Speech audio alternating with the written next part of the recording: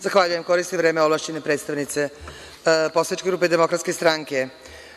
I kao dokaz da je jako korisno kada vas je učio neko ko je podsticao vaše kritično mišljenje i ko je unapređivao funkcionalno znanje, ja ću i kolegama koji su podneli amandman i ministru i svim kolegama poslanicima dati jedan predlog uz zahvalnost i omaž ljudima koji su me kritičkom mišljenju učili uprkos svemu, od Olge Pećanin, Nade Pavlov, Gizele Sabadoš, Gene Litričina, Julijana Kiša, Bratislava Tošića, Marija Škrinjara. Personalno, moji profesori tokom osnovne, srednje škole i fakulteta koji su me učili kritičkom mišljenju i potrebi da nikad ne prestanem da učim i da unapređujem svoje funkcionalno znanje. Pa predlažem predlagačima amandmana i predlažem svima nama da do kraja rasprave u pojedinostima, pošto ministar nema apsolutno ništa protiv da postoji podsticanje kritičkog razmišljanja i unapređenja funkcionalnog znanja i oko toga se svi slažemo, jedino što je prepreka je što je može više da treba, a po pravilu je manje da treba.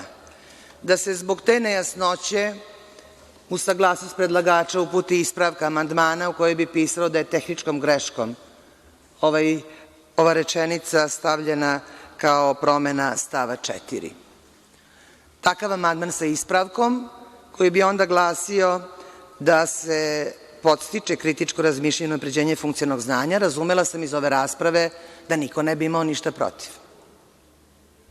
To je funkcionalno znanje. Ako, s druge strane, priča o tome da u pravu i u zakonima po pravilu znači da više treba, a može da znači da manje treba, onda su mi isti ovi ljudi koje sam spomenula, uz Dimitriju Zekavicu iz gimnazije Zmaj Jova Zmaj, tako je zvao, naučili da kažem – nećete vi kritičko razmišljanje u udžbenicima. A sramota vas i da kažete. Tako stoje stvari. Ja mislim da je to nepotrebno i da činimo lošu uslugu i onima koji hoće da vam predlože nekakve udžbenike u kojima bi bilo podsticanje kritičkog razmišljanja i unapređenja funkcionalnog znanja. To je zajednička korist. Zajednička korist, a pogotovo je korist da u sledeće 2 godine predstavnici ministarstva u razgovorima sa onima koji će biti nadležni da odobravaju udžbenike, da razviju jedan, kazaću možda neobično, društveni kolokvijum o tome koliko nam je potrebno podsticanje kritičkog razmišljanja. Možda smo mi izgubljena generacija. Možda mi nismo generacija koja je dovoljno učena, koliko neprekidno treba celog života učiti, koliko treba znanje poštovati, koliko treba unapređivati sopstveno funkcionalno znanje i koliko treba kritički razmišljati o svemu što je prema vama. Možda jesmo. Ali nemojte da ukinemo generacijama koja dolaze posle nas poruku da iako smo takva generacija, da smo razumeli neprocenjivu vrednost kritičkog razmišljanja koje u stvari dovodi do dijaloga.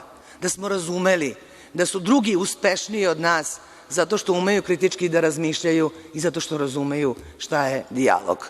Dakle, razmislite o mom predlogu. Ja sam unapred spremna da čujem i uvažavam naravno obrazloženje službe da nije moguće po pravilu ili da ne može da se uradi ovakva ispravka amandmana. Mogu da samo tom takvom objašnjenju pridružim svoje srdačno žaljenje što evo kao Narodna skupština nismo propustili još jednu priliku da propustimo dobru priliku da podsticanje kritičkog razmišljanja bude u udžbenicima za osnovne i srednje škole u Srbiji. Hvala vam.